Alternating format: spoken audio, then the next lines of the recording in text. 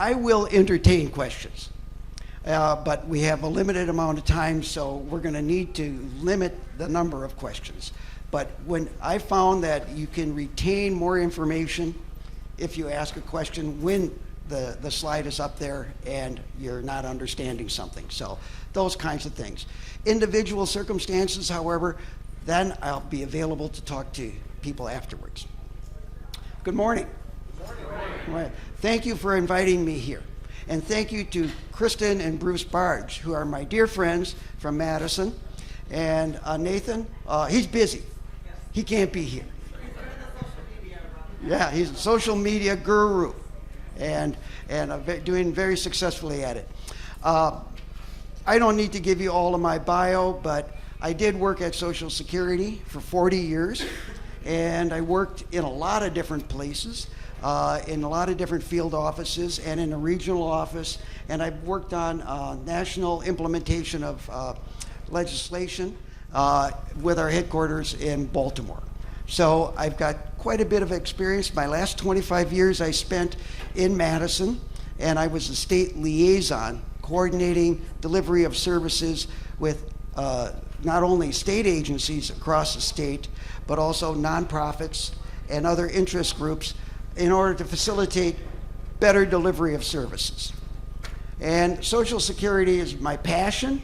It was my life. I retired 11 years ago, and since then I've been doing advocacy work and meeting families, and especially families with children turning age 18.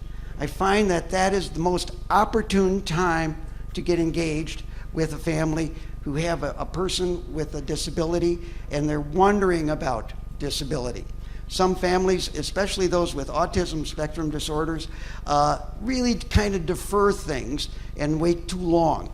And you'll find out in my presentation what waiting too long can cause to apply for benefits. So, let's see. Let me get comfortable here with what we're doing. And Iger is on the camera, and he's going to let me know when I'm not on the microphone. But you can help us out with that too. Okay, so we're going to talk about when, why, and how to apply for disability benefits. Our current public benefits that are available in the United States, especially through the Social Security system, but we'll talk a little bit about the state as well, and what are some of the challenges. You know, there's a federal state benefit package that's available that can produce for your loved one a lifelong support of benefits, both in healthcare and in cash. You know the guy from State Farm, how he bundles? That's what Social Security does. They bundle cash and healthcare when you apply for SSI. So that's a great way to approach the program, knowing that if you can get this benefit at age 18, you're going to be able to, oops, I got to hang out in front of the camera, I guess. So at age 18, you're going to be able to get the benefits for the rest of the life. Okay? All right. Yeah, I'm a wanderer. I'm sorry, Iger. So the benefit packages encourage a person who gets disability benefits to get a job. And we'll talk a little bit about some of those incentives that Social Security has.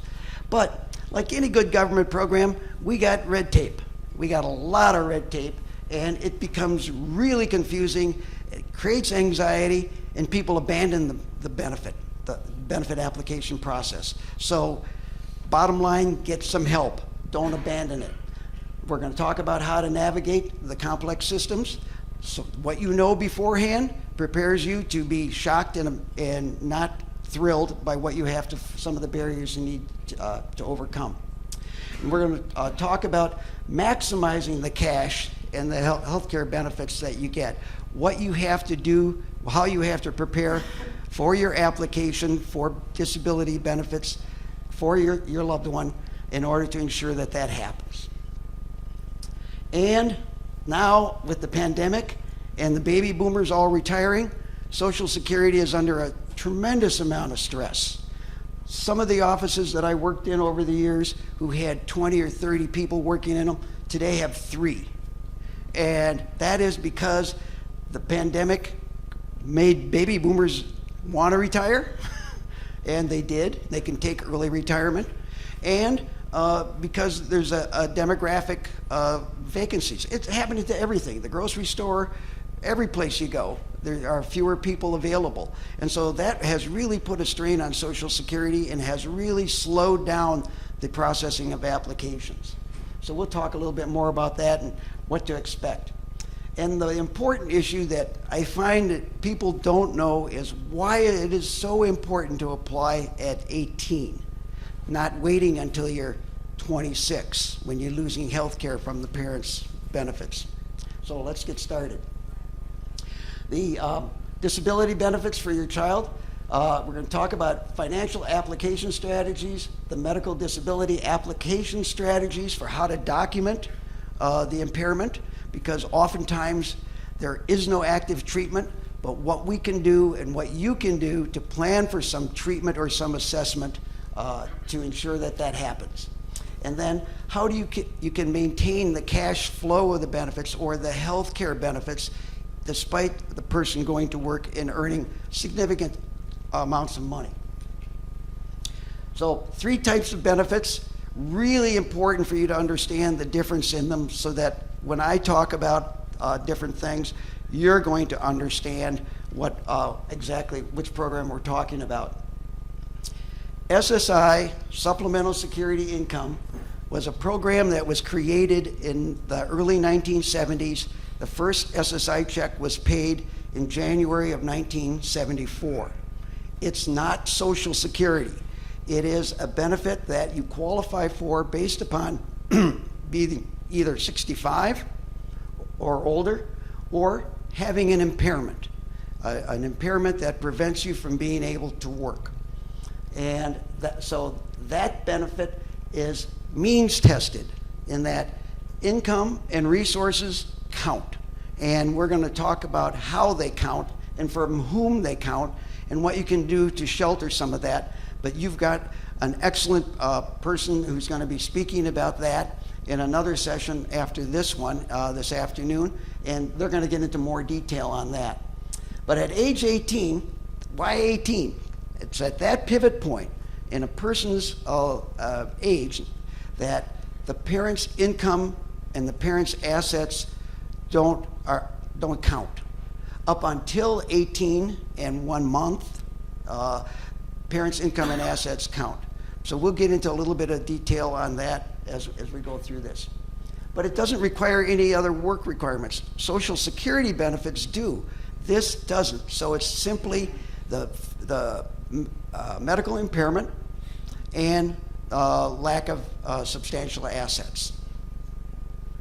Social Security disability, which has been around since the 1950s, when that program began, is as a work-based insurance program. You have to have worked long enough, had FICA tax deductions off of your paycheck long enough, based upon your age at which you became impaired and unable to work, in order to qualify for this. Basically, someone over 31 years of age needs to have worked in 5 of the 10 prior years in order to be insured for a disability benefit. Anybody between 18 and 31, it's a sliding scale that goes up. We'll have a little slide on that, or it's mentioned down here rather, that if you're under 24 years of age, you only need 1.5 years of work at about $600 a month to be insured for Social Security disability benefits. So that's available to a lot of families after their child becomes eligible for SSI and starts to work. Then it's mandatory that you apply for this. But Social Security is the FICA payroll tax, and it covers the disabled worker, the disabled worker's spouse with a monthly benefit, if that spouse is under 62, and they have a child in their care. Any child, no impairment required. Any child up to age 19. So that benefit is available and is the traditional disability benefit program. That began in the 50s, SSI began in 1974. The disabled adult child benefit is really an important benefit that walking out of this room, I want everybody to understand how their person can be eligible for that benefit, because it is the end game in applying for disability benefits from Social Security. But when a parent is retired, disabled, or deceased, and the child has an impairment that's documented, medically documented sufficiently, records are still available, that the impairment began before their 22nd birthday. So if you're kind of following this along, a person who applies for SSI at age 18, parents' income assets don't count, and then their parent retires or becomes disabled or dies, they have enough work, or they have not enough work, but the medical impairment is documented already in Social Security's records. So when that event happens to the parent, you've got a really good chance of getting the benefit for the child. Yes, question? So pick one. I mean, can you get DAC on top of SSI, or it's one, you get one program? The question is, can you get SSI and the disabled adult child? You can, depending upon the amount of the disabled adult child benefit. If the disabled adult child benefit is higher than the monthly payment for SSI, SSI stops. But the disabled adult child benefit, which is more money, continues. And there's another lifelong protection in there that we're going to talk about a little bit later on. Okay? Yes, another question. My husband passed away a couple of years ago, and so my son is 10. I'm assuming that the adult child wouldn't, is there any benefits that he could get? The question is, father passed away a few years ago, and there's a 10-year-old child in the household. That child should be applying for disabled adult child benefits now. Okay. And that's odd that that was missed by Social Security at the time of his death. Because usually when there's a death reported, there's an outreach. And apparently you didn't get that. Okay. Well, be sure you do. Okay, thank you. Okay.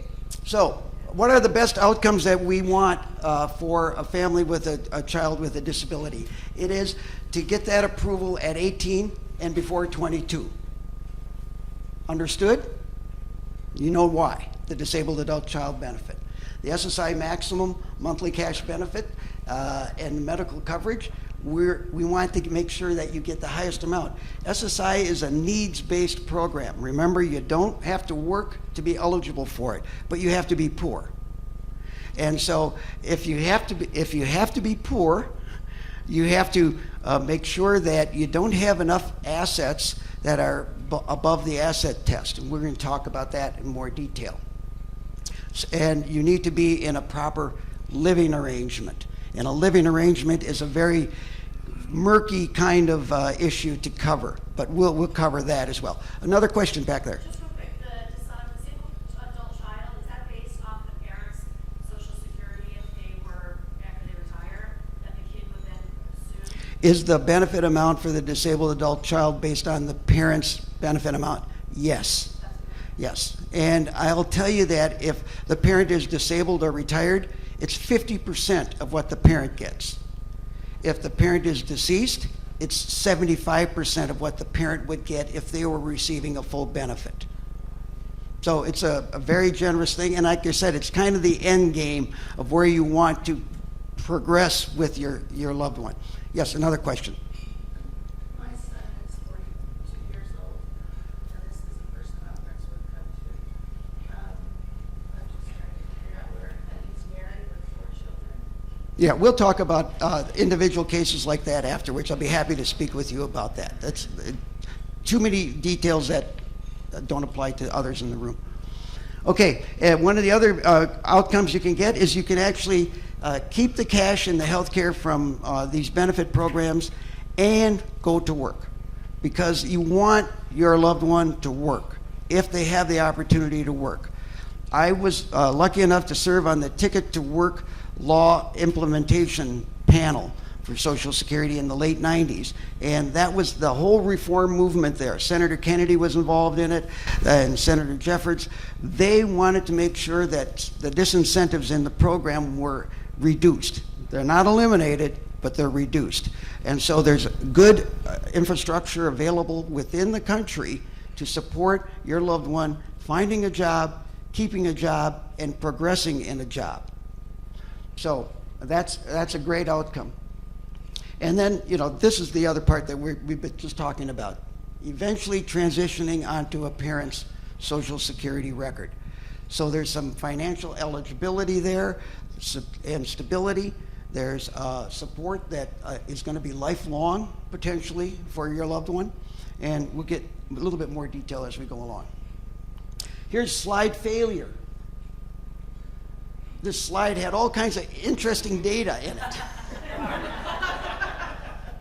But I'm working off of an Apple computer, and this is a Microsoft, and I blame technology.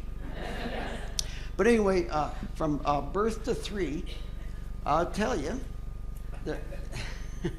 that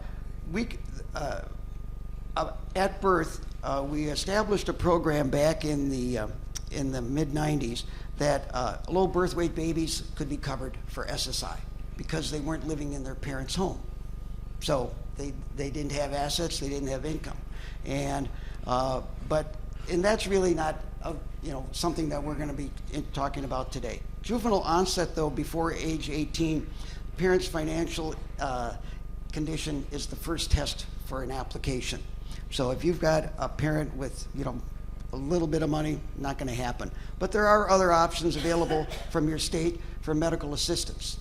And medical assistance has all kinds of waiver programs now that have been expanded over the last few years that include a lot of people under age 18 who have impairments. But what we're going to be focusing on today is the adult benefit programs that start at age 18 and 1 month. Not the month of the birthday, the month after the birthday. If you apply for SSI for your loved one in the month of their birthday, you got a red tape roadblock. Don't do it. Wait until the month after their 18th birthday, and it's going to be a lot simpler for you. Because Social Security is bound to do all kinds of red tape stuff if you apply before they can deny you and move along. And it just exhausts people. So under 18, income and assets of the parents. A cash asset limit for one parent is $4,000. Not much. So if you've got the child and the parent combined, can't have more than $4,000 in liquid assets. Pretty low bar in assets. 2 parents, it goes up by $1,000. Not very much there. So a lot of people don't qualify just based on that. If they do have less assets, the income limits, as you can see, are a little bit more generous, but still not really. So a lot of people just simply do not qualify for SSI, even though their child has profound impairments, that has multiple issues, needs a lot of support, you can't get eligible because you can't get past this financial eligibility barrier. So I didn't want to ignore that, just wanted to tell you that's what it is, and to avoid that month of his birthday. Don't do it. Okay? So the disability application options, again, just repeating myself, parental income and assets before 18. One thing that you should consider, and Kristen and Bruce have helped me out in understanding a lot of this step, and there is another excellent program with the financial planner coming up this afternoon, where she's going to get into more detail on these issues of supported decision-making, power of attorney consent, or guardianship. Those are all potential options. Power of attorney is your lowest base kind of activity to engage in, where you can represent your child after their 18th birthday. But I'm not an expert in that, so I don't want to get into too much detail, but it is important before you go see Social Security that you got this lined up. So Social Security has a guidepost of how they can speak to you about your child. At 18 and 1 month, there's that 1 month again, the financial eligibility just based on simply the child's assets. And we're going to get into some more detail on that. Before 22, the SSI disability benefits help you in the long run get a lifelong MA certification of eligibility. We'll get into that detail more. And a parent's Social Security benefits also pays the child with a disability determined disabled and eligible before 22. So important to have a disability determination on the federal record system before 22. I've had clients that I've helped who a mom came to me and her son was 54 years old, had an impairment, mental health impairment that happened when he was in the Navy when he was 18, running out of money. What can we do? I said, well, his impairment began before he was 22, he was 18. We just got to prove it. How do you find medical records going back that far? Fortunately for him, he was in the Navy. And in the Navy, he had his first mental health episode, a breakdown, and then a medical discharge. And then they was in the VA hospital for a bit. There were the records from 1989. How to find them? Their paper. Mom did the work. She found the paper. We got it. We sent it to Social Security. Approved. 54, we proved that he had a disability that happened and continued. Very fortunate that he was in the Navy when it happened, because no other medical sources retain documents that long. They're gone typically in 7 years, and you can't find them. So it's so important at the point in time before 22 to get a medical record on the federal system. And the only way you can do that is by filing for SSI if mom or dad are still working or too young. So, understood? Yes, question. Is the eligibility date based on, so you know with SSI, they retroactive everything to the application date. So if you applied before they were 22, but they weren't approved until after 22, what date did they apply? If they applied before 22? Yes. Thank you. Because it takes forever to get approval. Yeah, right. Today it takes a year to year and a half to get a disability approved. But it's always retroactive to the application month. When you apply for SSI, your application month is the month in which you called Social Security. And during the pandemic, people called Social Security, got an appointment 3 months out. But they always go back to the date where you called. And so it's so important when you hit that timeline to make that call. And what I tell people is write it out. Fax it to them. Who has a fax machine? Not many people, but you got to go to Konkol's or someplace and fax it into Social Security. And every office in the country now has a published fax number. They can't lose that. That fax goes into a digital database and it sits there. And when you need to activate, but I filed that, they can find it. If you send it to them on paper, they can lose it. Yes, ma'am. Question. I'm just a little confused because you said wait until 18 months, but it takes a year and a half to get approved. I know I have some friends who are getting their kids' documents together at 16 and going ahead and starting to send that in. Is that a no? No, the question is, can you start to prepare at age 16 and send the documents in? I will tell you that the medical determination process looks at someone under 18 a bit differently than they do someone 18 or older. If you're under 18, you're a child by definition and by regulation and by rule. If you're 18 and 1 month, you're an adult. And so we'll talk a little bit more about some of the strategies for medical records as we go forward here this morning. But yeah, you can't apply before 18 and 1 month. You can get ready, do the power of attorney, do the consent decision-making, guardianship, all of those kinds of things. Line up appointments, but you need to have treatment records that are primarily after age 18 are most beneficial. Not always necessary in every case, but I'm trying to give the worst case scenario so you don't get surprised later on. Okay? Excuse me? Yes. Say call or fax. I just finished an SSD application for my husband. It was all online. Is that Yeah, you can do it. Yeah, and they encourage it online. And I can tell you some horror stories about people self-completing applications, because I had a client who was a doctor, and his daughter has autism, profound autism, and he contacted me, and we started going through a process of getting information to apply for disability for the daughter, for SSI. And then I asked him how old he was. Well, 68. I said, have you started your Social Securities? Yes. Oh, did you mention your daughter on the application for your Social Security benefits? Well, no, it was for me. I said, well, there's a question, number 18, on the application, if you're looking at a piece of paper. How did you complete your application? Did you go into the office? No, I did it online. Oh, you missed the question then. Or you had to answer it, and you answered it no. Well, she didn't have, I said, why did you answer it no? She said, well, she didn't have a diagnosis or isn't getting the benefit.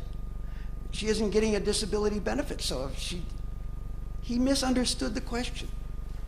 So, never file online if you have a child with an impairment. Thank you for the question. Because you can run into this kind of talking past one another with the words on the page or on the computer screen. Age 18, once that child turns 18, you should be doing this. He didn't. Guess why? He had insurance for her that was expiring. So, thank you, Obama. You extended that health insurance to age 26, and that prevented people from being aware of the fact that they needed to get this done before 22. And I think that's fine. I think we just ought to raise that age 22 age to 26. Amen. There you go. That's all we got to do. Us people who miss the 22, I mean, there's still hope for us, or what? There still is hope. Okay. There's still hope. You- It'll be- yeah. Well, your child probably has some medical records before. Yeah, she's diagnosed at age 9 with the MRI. So. Yeah. So not all is lost, but to prepare properly, you want to go through these steps at the right age. Okay? So this last piece here, before 22, getting a disability determination on a federal record before 22 is the golden ticket. Yes, sir. Okay, just to confirm, anything like a trust or a special needs trust, that's excluded from this as well? Even though We'll get to that. before you- Trusts, yeah, we'll get to that. Okay. And again, the financial planner is going to do a much better job of giving you the details on it than I can. Okay, boom, there it is. Was he a plan? Did you pay him to ask that question? Hey, so Able Trust. Everybody know what an Able Trust is? Yes. Yeah. Achieving a better life enhancement. Thank you, Obama. He signed this into law. Ron, you have handouts, right? A lot of people are taking pictures. of the Oh, screen. yeah. I don't know from the organizers if my The slideshow slides are not on. He has handouts that are on the Yeah. app, but the slideshow is not. slides aren't. If you forward watch the video, He has handouts on what? there are handouts that are available on the app. Okay, but different. Yeah, all kinds of stuff in there that describes some of this stuff in detail. But thank you for that. Okay, so Able accounts were created and signed into law. I think it was in 2014 or 2016. And what they allow you to do is to set up these low-cost trusts. Not every state has them. Wisconsin doesn't have one, but you can get a trust in a different state. They're state-sponsored trusts, like 529 education plans. They're based on the same law. They have a lot of incentives in there for things like going to work and things of that sort. But they're designed in order to be able to have a person under age 26, soon to be raised to age 46 in 2 years, that can have assets up to the current amount is $18,000 a year that you can put into an Able Trust. Anybody can put money into it. Mom, dad, grandma, the neighbor, anybody. Don't take a birthday gift for your child directly from someone. Send it to the Able, because if they're receiving SSI, it's going to reduce their SSI. It's a needs-based program that's income and asset sensitive. And that's really the red tape nightmare you don't want to get into. By having small amounts of money create that kind of found reason for Social Security to say, we paid you wrong. They've been in the news a lot lately about overpayments. And overpayments is a fact of life with SSI. It always happens. You can't avoid them because it's income sensitive from month to month to month. And when you don't know something's going to happen, you can't tell them ahead of time so they can adjust the check in time.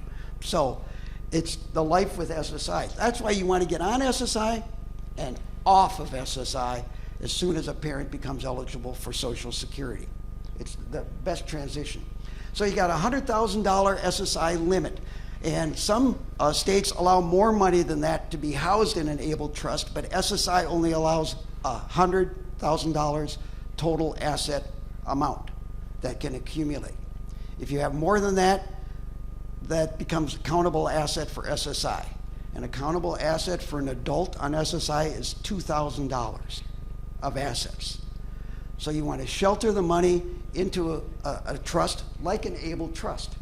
And you can take money out of it for one of 20 reasons that are called qualified disability expenses.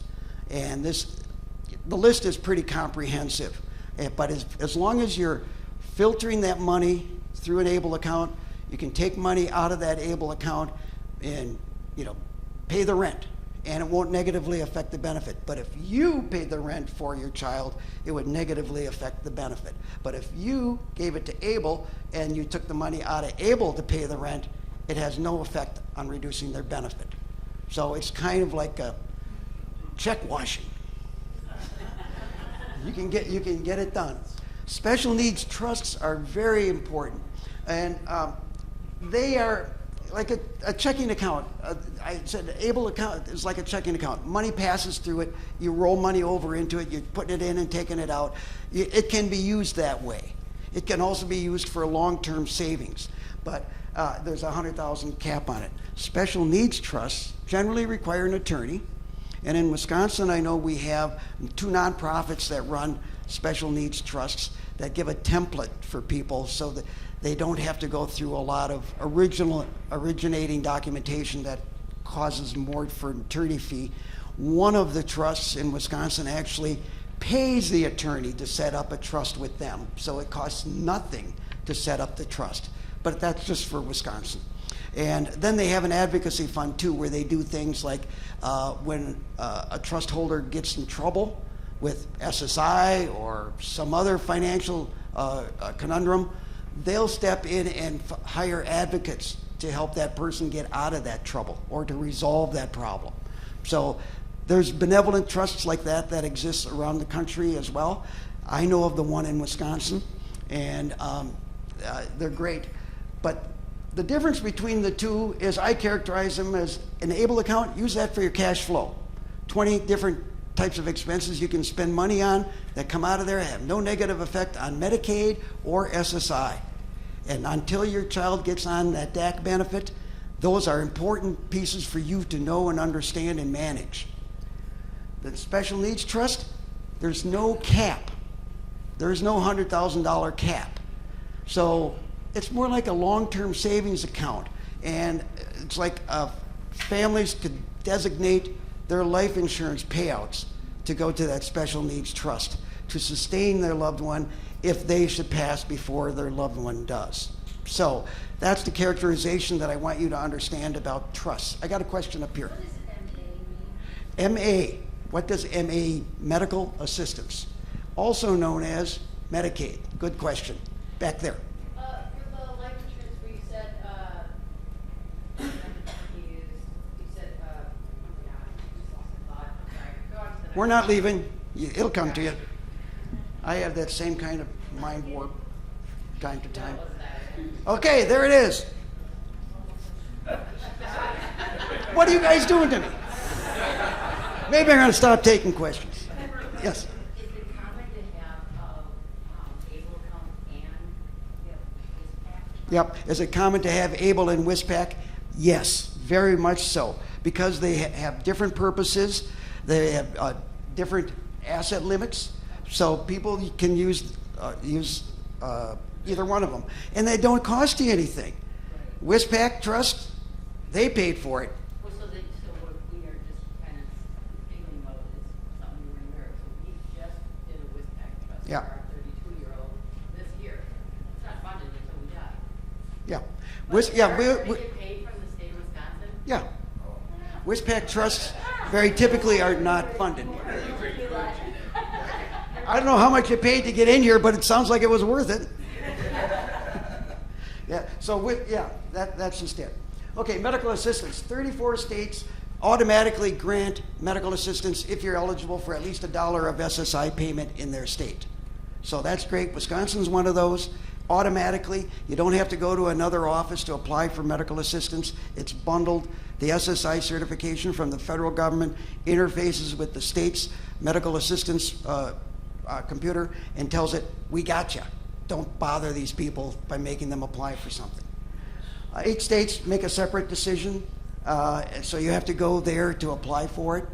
But all the other states get the information from the federal government about MA, or SSI eligibility for MA. So there's the reference to look up your state to see how you can get medical assistance bundled with SSI. It's that bundling thing. Could you read what the website says, or just? The website says Medicaid.gov, Thank you. basically. Okay?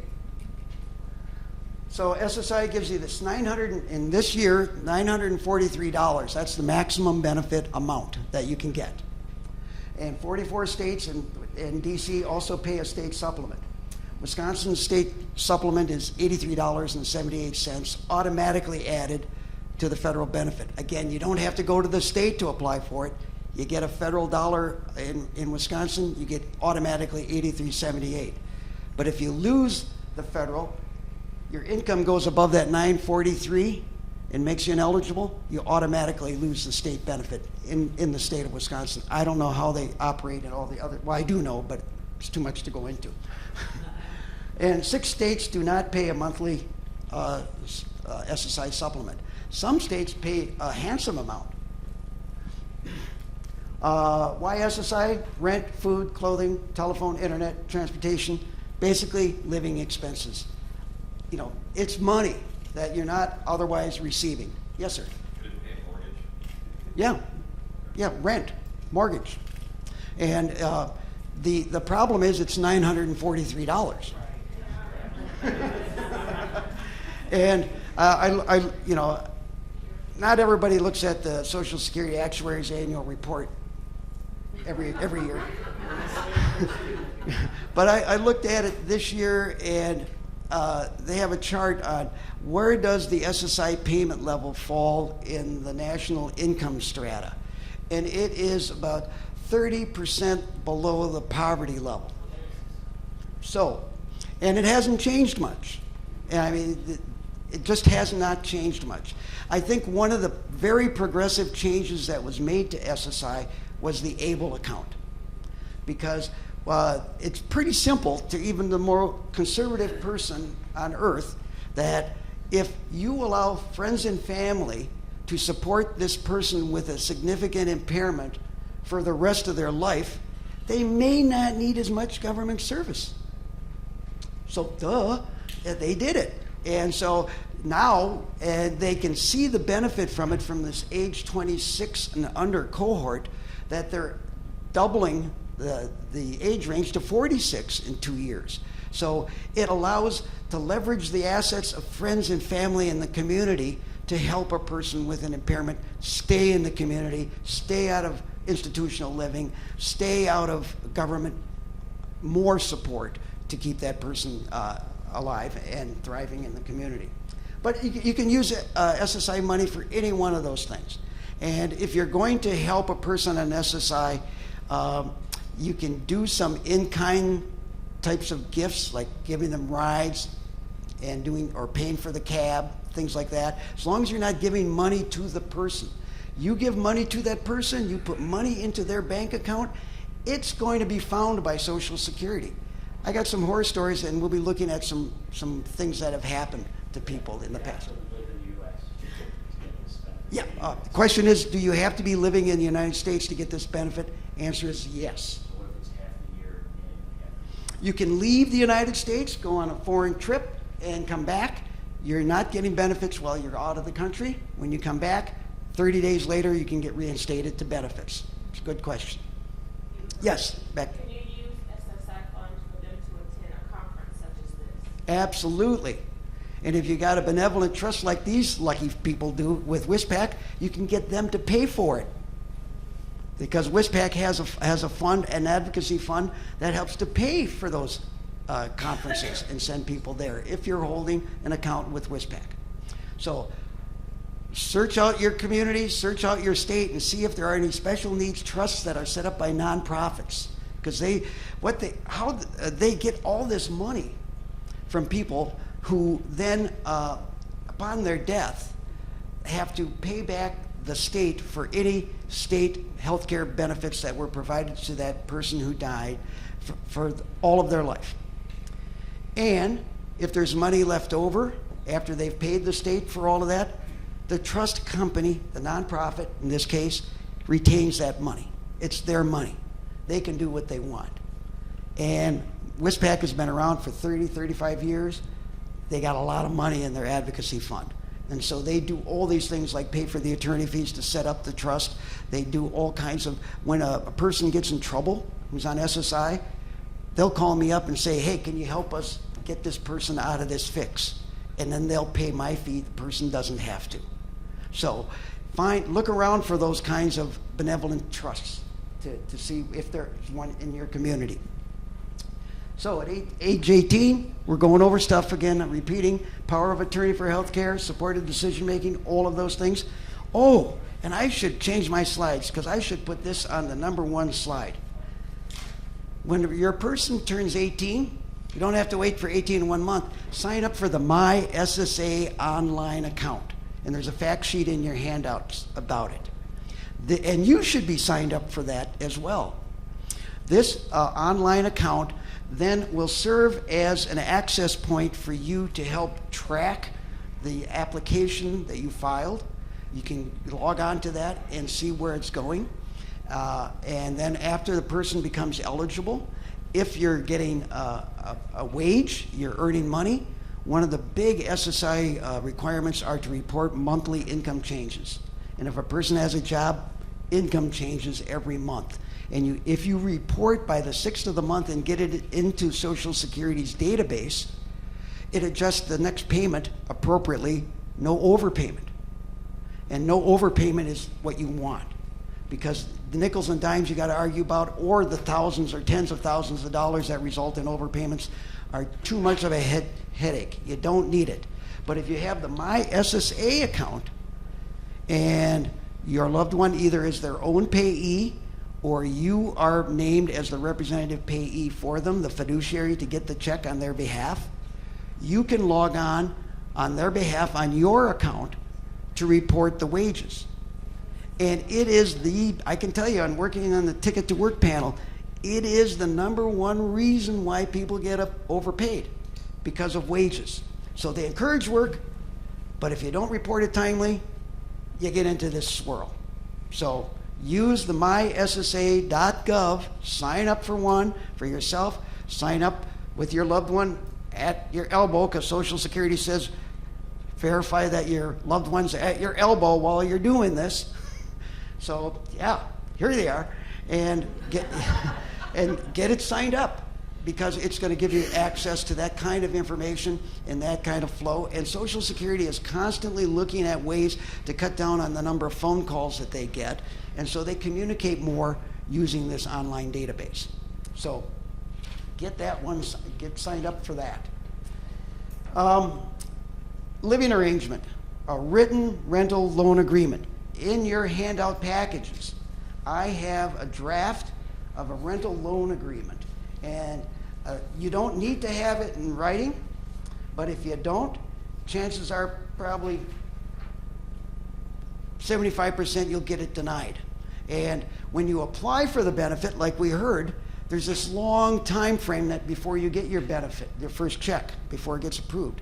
And if you haven't given Social Security a rental loan agreement at the beginning of your application process indicating son or daughter living in my house is going to be paying a minimum of $350 a month for food and shelter. That is the golden ticket, and it is for 7 states in the United States. I'm not going to list them because the good news is the new Commissioner of Social Security said it's going to be the same for all states starting October 1st. So all you need to do is have this communicated to Social Security.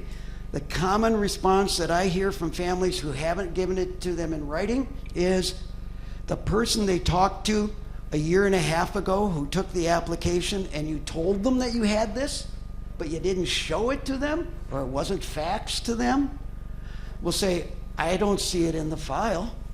And their regulations don't allow them to honor an arrangement like this until they have it documented in the file. So let's help them out. Do this draft. This is a draft. It says $350. That is the bare minimum. I had a family contact me yesterday. Well, we just got the benefit and we saw the $350. Could we make it $750? You bet. $350 is the minimum. And what this will allow then is Social Security to pay that $943.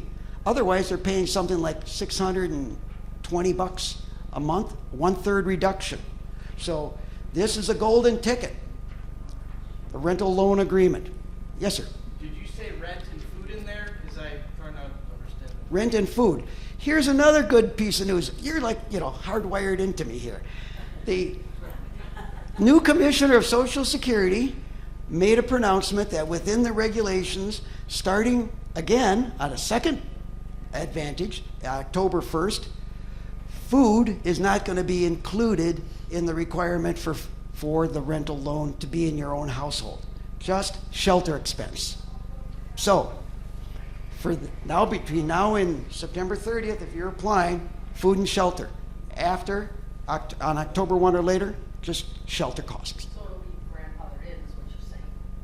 If you get it done now, it's grandfathered in when that changes. Well, it's only important in the month you apply. And there is no retroactivity for SSI, so the month you apply is the beginning of your entitlement, your eligibility. Yes, sir. I think you said 350 minimum. Is there a maximum? No maximum. 350 is the minimum. It's under a algorithmic formula that says 1/3 of the federal benefit. Federal benefit 943, 350 more than 1/3. So it's a cushion, and it lasts for a couple of years until the cost of living goes up, and then the 1/3 benefit. The minimum will be more than 350. So I always like to give people a cushion, and 350 is bare minimum. Does it matter? Just a follow-up question. I mean, living in Madison cost of living is high for the Midwest. Do you raise it up to $1,000 a month?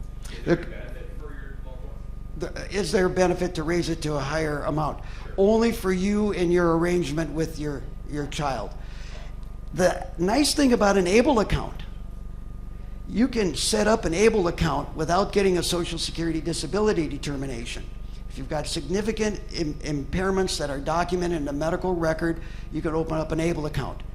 And you can put money into an ABLE account. Grandma and grandpa can put money in an ABLE account. If you make a disbursement from an ABLE account for shelter, it's good. They don't charge it as income.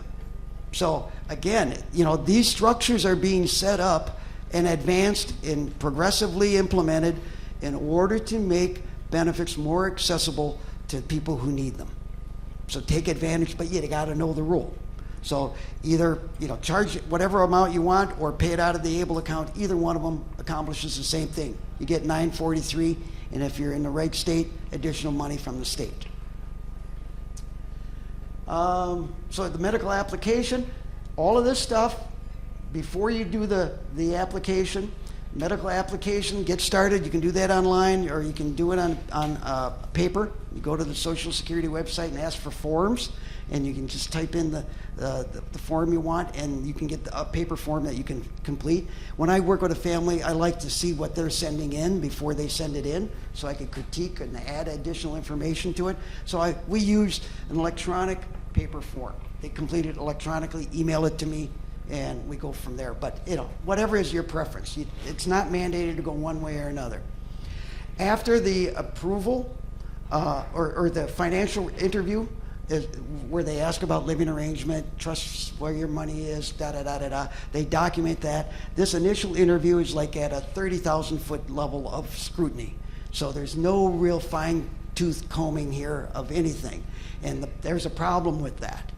And the problem with that is 18 months later, when you're going through the financial, or after the medical approval, and you're going through the final financial review, they're down to the 1-inch level, looking at your assets and determining what you got. And if you had a boo-boo somewhere 18 months ago, zip, nothing payable for the back payment. So you gotta prepare, you gotta know where the money is. Wherever your loved one's SSN is recorded on a financial instrument anywhere in the United States or Canada will be found, but only at that second interview after the medical determination is made. I had a family go through this process. They were told that their son was under 18, so the parents' assets counted. The dad's grandfather had secretly created educational trust funds for him and 6 of his cousins. Nobody knew about it until Social Security was implementing the application eligibility for their 14-year-old son. And they said, "You got $169,000 in a bank in Toronto." What? Good news for your cousins. Not for you.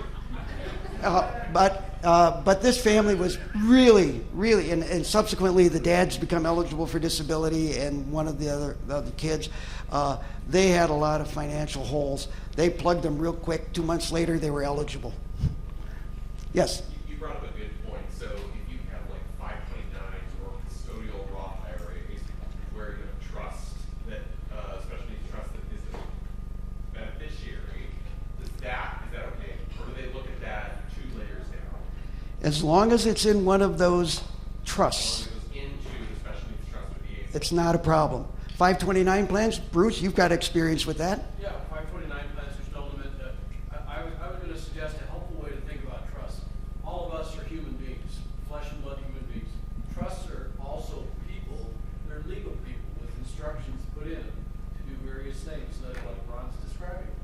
And so, as long as these assets are held in a different person, that they don't count towards the limits of the end beneficiary. Does that make sense? Yep. folks? Yeah. And now with ABLE and with a special needs trust, you got a parking spot. You got places to put that. 529 plans are, if they're for the person, and now it's not going to be used for education, it can be moved to another person, sibling in the family, or converted into an IRA. There's all kinds of options that are available within that. Yes? So I looked up the rental agreement, SSA. The question I have is, if this is for the kid to sign for this, and you get guardianship, is now the parent signing for the tenant and for themselves? The question is about guardianship and the rental loan agreement. Well, as I said, the rental loan agreement does not have to be in writing. And what the rental loan agreement has one purpose and one purpose only: to document your intent to charge this person who's going to be getting this potential benefit for shelter. October 1, food and shelter until then. So guardianship really doesn't matter. And whether a person can sign or not sign, make a mark, it really doesn't matter. It's the document and what it says and the date that you get it to Social Security and they acknowledge it. And if you fax it again, you don't need to get it acknowledged because it's embedded. Just record the time of day and the day that you faxed it to them, and then they can find it. And so be prepared at the initial interview for this representative payee the fiduciary role. If your loved one you're anticipating isn't going to be able to get their money directly, and a physician or a treating source confirms that, they're going to come back after the approval and ask, who do you want to be the representative payee? And where is a bank, what is a bank account number? Some Social Security representatives ask for that at this initial interview. Some do not. So be prepared for that. It speeds up the process on the back end. So who of the two parents, if you have two parents, are you going to designate as the one to get the check in your name for them? So that's all that is. It's not a critical thing, it's just a logistical option. So the disabled adult child, this is the pot of gold at the end of the rainbow. After you've gone through the SSI eligibility and 20 years later, dad decides to retire, what's going to happen?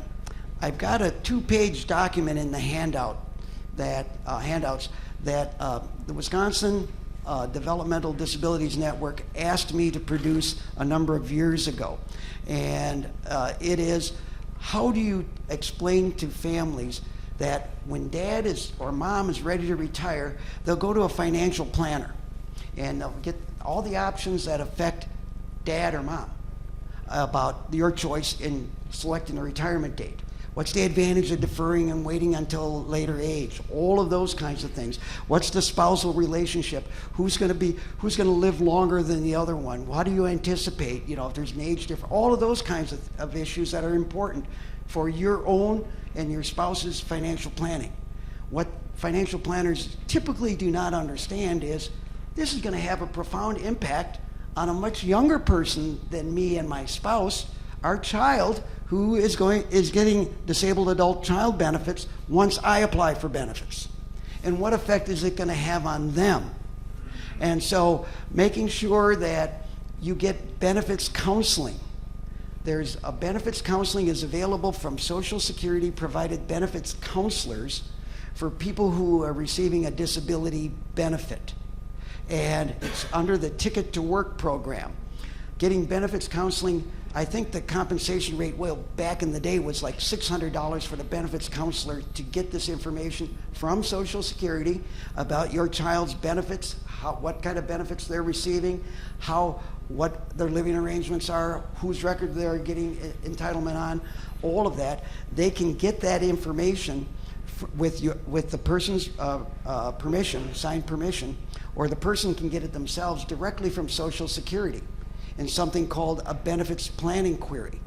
A benefits planning query was designed under the Ticket to Work program to give benefits counselors information to give advice to people about all of these twists and turns of these different kinds of eligibilities.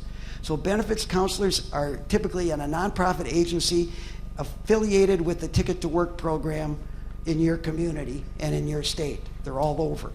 And so getting that kind of information in front of you before you start talking to a financial planner and talking to a benefits counselor first is my recommendation.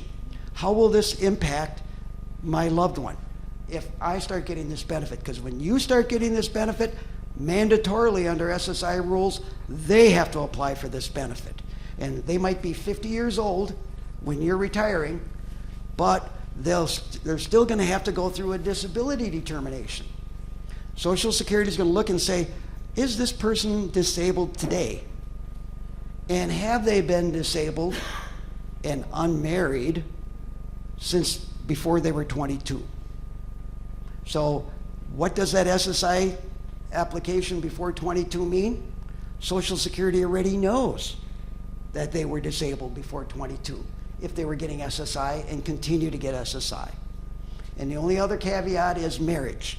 If your child is married, they can't be qualified for a benefit on your retirement benefit or on your disability benefit. Disability benefits could come tomorrow, not 20 or 30 years from now, depending upon what happens to a person.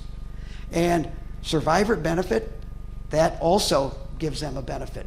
The life benefit, retirement, and disability, 50% of your full retirement age benefit amount goes to the child if they meet the disability qualifications. Survivor benefit, 75% of your full retirement age money now goes in a monthly separate check for the disabled adult child. So, and besides that, there's a widow and widower benefit that's available when a parent dies as well. So this is how this long arc of time, it plays out so importantly, but you got to initiate it before your child turns 22. Not necessarily a game stopper, but it's certainly the way to go. What if you have Multiple? multiple kids with disabilities? What if you have multiple kids? Hmm? Only something to 75%.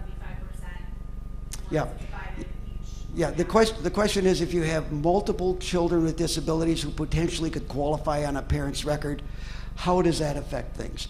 There's something called a family maximum in Social Security benefit payment, not in SSI, it's in Social Security.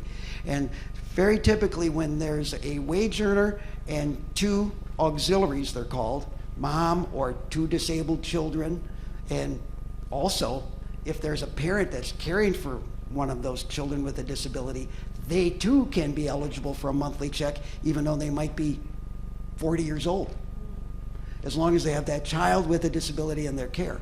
All of those max out the amount of money that you can get in a month. Right now I'm helping a former colleague who was a quadriplegic. He and his wife adopted babies out of the NICU. They cared for babies that were abandoned in the neonatal intensive care unit. Dan passed away a few years ago, and his wife just turned 70. What a mess for Social Security. They've got 6 adult children on disability benefits, and they got what is now combined family maximum, Dan's record and Kathy's record, which creates an even higher benefit payment. Wow. And Social Security is screwing up every step of the way. Every step of the way. And, you know, there's a secret weapon. I haven't used it yet in this case. Talk to your congressperson. When they start screwing up, talk to your congressperson. The congressperson can't change the outcome, but they can get you an outcome. And that's really important. Whether it's your congressman or your senator, congressmen or women are generally more accessible because they've got a smaller constituency. But, you know, pick your poison, one or the other. But they are very helpful in getting that done. So, let's see, where did I fall off the rails here? Yeah, the child's 18 or older, determined disabled before 22. No substantial work. So I said SSI encourages work. It does. But if your child is earning over $1,550 a month this year, they are doing what's called substantial gainful activity. And that could be a showstopper if they've done enough of that work over their lifetime by the time they're getting around to filing this disability application. So every year that amount goes up with the cost of living. And that is, besides marriage, this is the other showstopper. That if they're working and earning that amount of money in this year, they're not going to be eligible for a disability. But there's some sidebars for that as well. So you can get, for instance, someone who started a job making $2,000 a month, and they worked there for 4.5 months, and it didn't work out, and they quit, or he got fired, or it didn't work out. They didn't have any other substantial employment. Social Security has a provision called an unsuccessful work attempt that is 6 months or shorter. And so they'll tell you denied. I got a case right now. The guy had a few bucks over the amount in 2 months. And they got it wrong because they were looking at his paychecks and not at the hours worked. And so we had to file an appeal. But they denied him the disabled adult child benefit without looking at the medical based upon that. So get help. People who understand the system know what the rules are. I don't want you to understand all these rules because they're too Byzantine. They're rabbit trails all over the map on what the caveats are for it. But get help as long as he meets the medical severity test and the person's not married to a non-beneficiary. So if they are lucky enough to fall in love with someone getting a disability benefit, they can still get the disabled adult child benefit.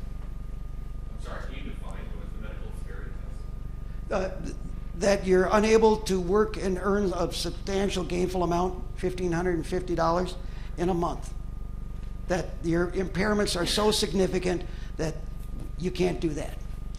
That medical criteria is used to determine that, not financial stuff.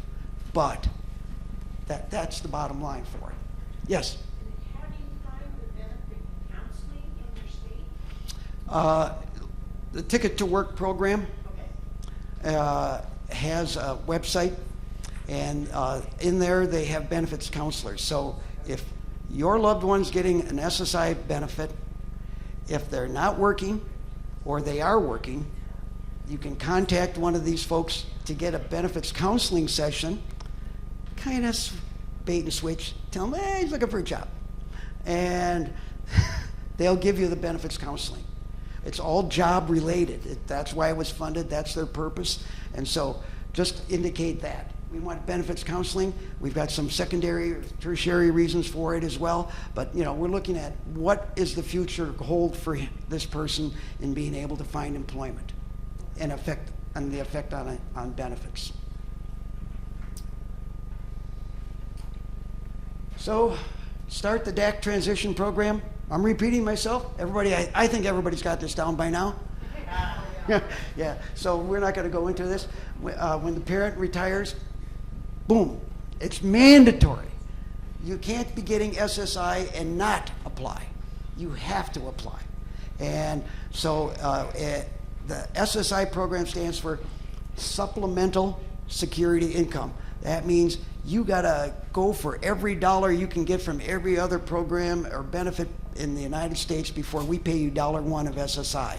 So when a parent starts getting this benefit, you have to apply. And you have to mention them on the application too in order for that to happen. So if the DAC income reduces or stops the SSI, there is a protection that's built into the program. That's a federal protection. Congressman J.J. Pickle from Texas got it included in the law in 1986. I've been around a long time. 1986, that said, Congressman again. Somebody complained to the congressman. Congressman heard this complaint multiple times from multiple families. So I got my child on SSI benefits. I retired, and now my child loses their SSI eligibility, and along with that, they lose their Medicaid eligibility. And it's through no fault of our own. We're just doing what we're supposed to do. So he saw that and wrote this into legislation that when a person's getting SSI and then they start getting a disabled adult child benefit that terminates their SSI because of the income increase, that income increase is ignored for medical assistance eligibility purposes for that month and for the rest of their life. So every cost of living increase, any transition in that benefit amount that they're getting from the parent because the parent dies and now they go to a 75% benefit, all of those income increases. One of their siblings who is not disabled but turned 18 and they go off the program, their benefit amount goes up from the disabled adult child. None of that is going to affect their automatic eligibility, income eligibility for medical assistance, MA. That's a huge benefit. That's the pot of gold at the end of the rainbow. When I'm talking to people going through all of the gut-grinding, mind-numbing stuff you got to go through to just get the application started and then get it paid, I don't tell them about this. They can't handle it. It's too much. Too much information. You can, because you came here interested. Now, this is the pot of gold that you're aiming for. You got to do it. SSI eligibility after 18 and 1 month. Maintain that SSI eligibility. You can keep, if the person works and earns a bunch of money, their SSI is going to go down and down and down, but there's still, as long as they maintain that SSI eligibility, it's called 1619B, the section of the law that discounts that from SSI eligibility. They maintain MA. If they're on 1619B, no cash money coming, but still have SSI eligibility, parent dies, benefit goes up hugely for them. That benefit applies to them as well. The problem is the state bureaucracy that certifies MA gets an electronic interface from Social Security that puts a tag on that record that goes to the state and tells them that. They don't do a very good job of managing that. When I was the state liaison in Wisconsin, we managed that. That was in flow. We had one another's numbers, so we knew when a person went through this transition. Today, there's nobody that took my job because they eliminated it under the downsizing. So there's nobody there to be intermediaries with the state on this. So you have to go to your county or to your medical assistance agency, Illinois Department of Public Aid, wherever that is, in order to walk in with that letter, that disabled adult child letter, and tell them, I want this protection for my loved one. Because this then grants them medical assistance. And that's the health care guarantee you're looking for. If they got too much money, what a good problem to have. But healthcare, priceless. So that's the issue there. And I put this is the Wisconsin Medicaid Eligibility Handbook reference. It has a great description at that URL that describes how this benefit can be in place in the different scenarios that it's in place with examples in there. So it really sufficiently describes the whole program and the eligibility process for getting this benefit for your loved one. Google it. So apply at 18, call Social Security, 7 a.m. to 7 p.m., get an appointment on their record. The day you make the appointment is the date of your application. Okay? And record the date. Don't trust them to keep good records because you never know. Somebody could screw that up. The day you contact them is it. You can go apply online. You can get the form there, the physical form. It's electronic. You can fill it out on your computer and then print it out and submit that and provide the medical treatment sources for the past 12 months, age 18 living arrangement, the rental loan we talked about. Have that in hand and get their fax number or fax it to them ahead of the appointment. It's what I do when I work with a family. When's your appointment? Oh, April 23rd at 2 p.m. The day before, I send the fax with that on it and say, this is for the appointment on April 23rd at 2 p.m. and put the person's name on it. Then when the person's talking to the Social Security rep, say, did you get my fax? And boom, there it is. So they got it, and it's in the file, and we avoid all that other, don't see it in the files story later on, a year and a half later. And, preparing all that other stuff. How much time do I have? 15. How did I know that? I asked him to give me a 15-minute warning. Okay, so use the disability online application. The child's not getting benefits on their own. You have access to this, very typically. Unable to work for at least 12 months and not been denied disability benefits in the last 60 days. How much? At least 12 months, the last 12 months of treatments. A lot of families who have these kind of early diagnoses of impairments have a treatment plan. They're not going on a routine basis to the doctor. Social Security relies upon treatment records. They'll ask you on the medical report form, where have you been treated in the last 12 months? Or even before that. You can list earlier stuff. But on Social Security rules, they have to be looking at medical records to support their decision to approve a benefit that's less than 12 months old. So, you can't get records from when the person was 14 and expect that to be the end game. You have to have some more up-to-date treatment records. And if you don't have a current one, there is something, I got a secret weapon. My brother is a pediatric neurologist. So I asked him, in working on a case similar to the ones that you have, why did we get denied this benefit?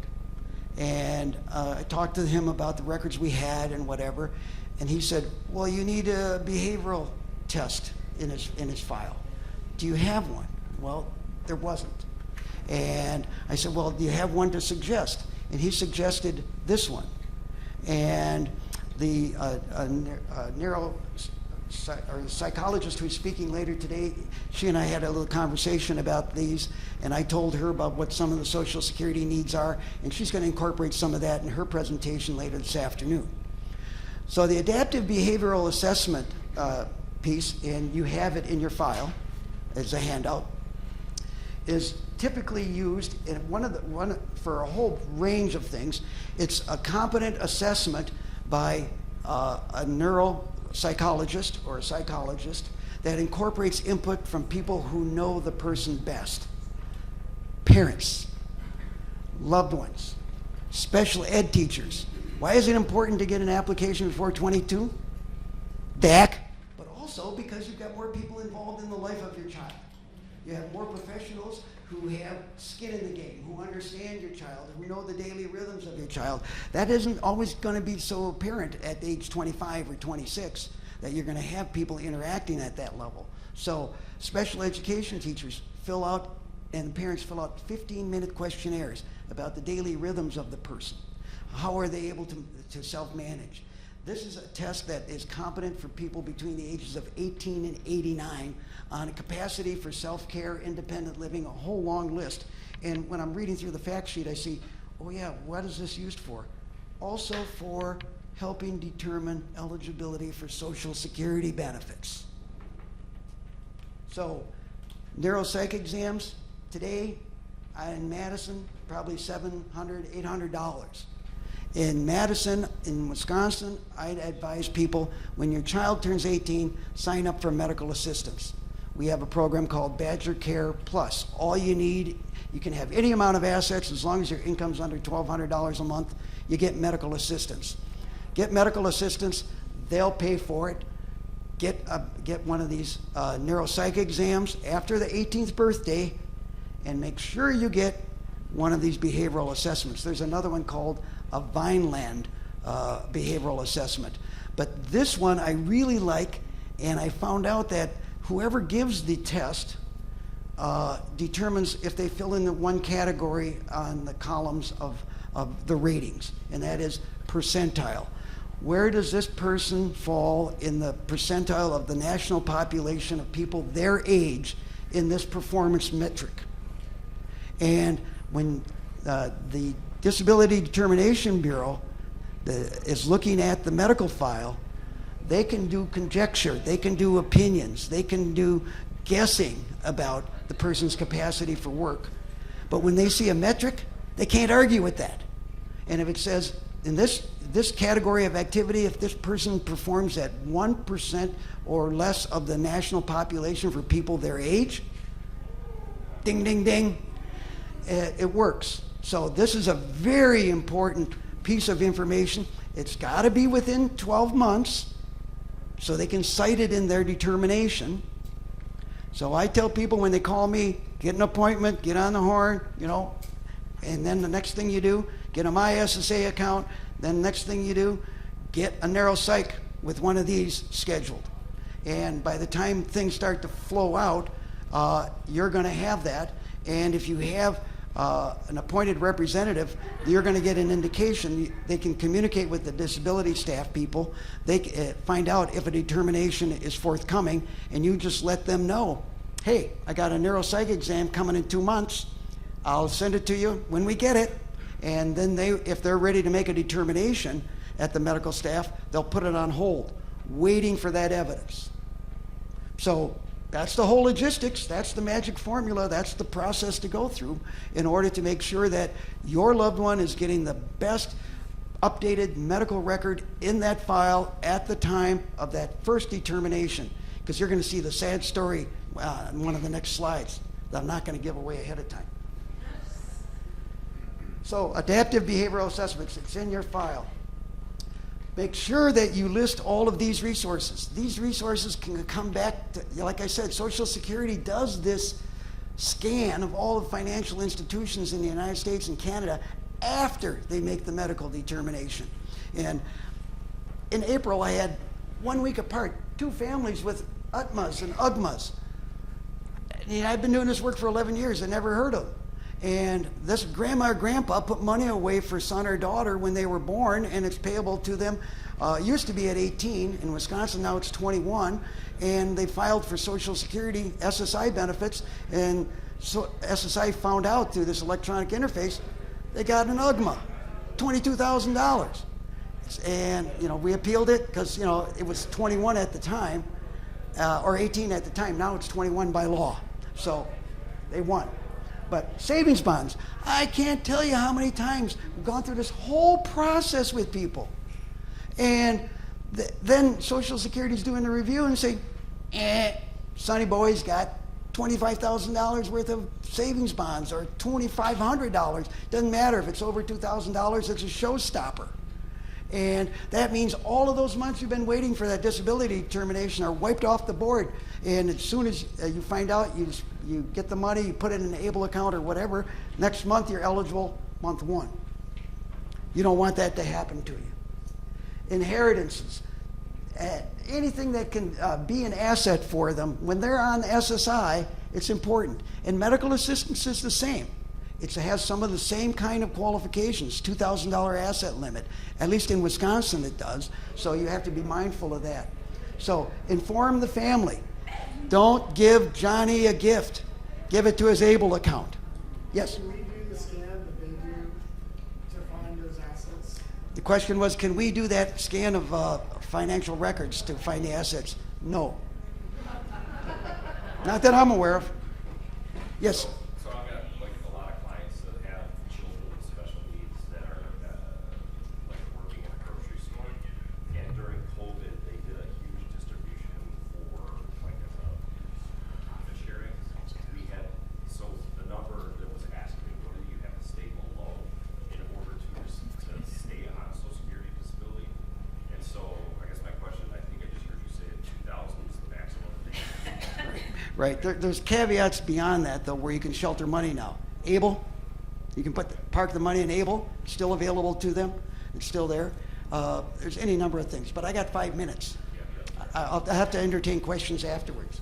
Okay? But inform family. This is really important because you don't want to get an SSI overpayment. You're going to get them, but you don't want to get them. And so if family knows about the ABLE account, that is the pressure relief valve to make life happier for everybody. The giver, the receiver, everybody. So, there's that flat fee rental agreement again. Make sure you have one ready when you're ready to go in. And I'm repeating all this information. Have a bank account ready with the routing number and the bank number on it. So when Social Security gets the approval, they've got most of the data they're going to need. I had a family call me yesterday. That's all they needed was the bank account number, and the check was on its way because they had all the other information in the file already. You have 60 days to appeal if it's the case is denied. In Wisconsin, I'm looking at statistics in Wisconsin, current ones, that the approval rate is 37%. This includes people who are terminally ill, people who have profound issues. So 37%, not the best percentage, for getting. If you appeal it, and you have to appeal every decision that's denied, the reconsideration approval rating is 15%. And not everybody files for a reconsideration. So some of the more dire cases they're applying, and they're still denied. And at the hearing level, when you have to go before an administrative law judge, and you always want to have an attorney at your side going through this, there's good news. At least in Wisconsin there is, not in every state, 55% approval rating. So your chances increase if you can stick with it. Some people just get frustrated and abandon it. This can be a 3 or 4 year journey to get to this end game. So stick with it. It's worth it. And when you have an attorney, Social Security rules limit the amount of compensation an attorney can get. It used to be $6,000. A couple years ago, they raised it, and that is of that amount of money out of the back pay. No more than 25% of the initial back paid money. So there are periodic reviews that occur. The representative payee accounting is typically once a year.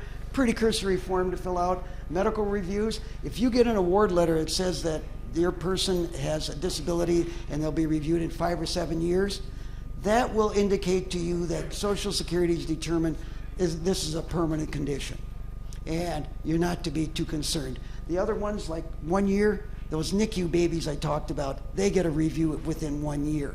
People who have less severe impairments, maybe from a car accident and have multiple broken bones, they're going to heal. So they're going to get one of those reviews too. So that's important to know. And financial reporting, you have to do this. You have to be aware of that, because SSI becomes this nightmare of overpayments. Do understand what you have to report. Any income, Johnny gets that $10 bill or $100 bill from a relative, you might get away with it because it's not trackable, but if it's a check, they're going to get caught at some point in time. So make sure everybody in the family knows if they're going to do money, put it in a way that won't harm. And use the myssa.gov account. This embeds that wage report from last month's wages into Social Security's record. Doesn't require anybody's action on the part of Social Security. They don't have enough people working there to answer phone calls and to take applications. They sure as hell don't have enough people to be doing this clerical typing or retyping of this. So you type it on your MySSA account for your child or on their account, and it's in, and the next check is the right amount for the next month. That's sage advice. Disability work incentives, these are all the things that exist within the law that allow you to be able to work and keep your money. And those are the some of the issues. I can't get into the details because I am out of time. So I will stick around. I'm going to be here for the 2 afternoon sessions today, and certainly I'm going to skip lunch. Yeah. Can you please put this on where you put your hand at, or send it to whoever's putting it on the new list? I will ask the conference organizers to do that because I have no clue. That would be great. What I found your hand up, Yep. Okay. Well, thank you so much. Thank you for your attention. Great questions.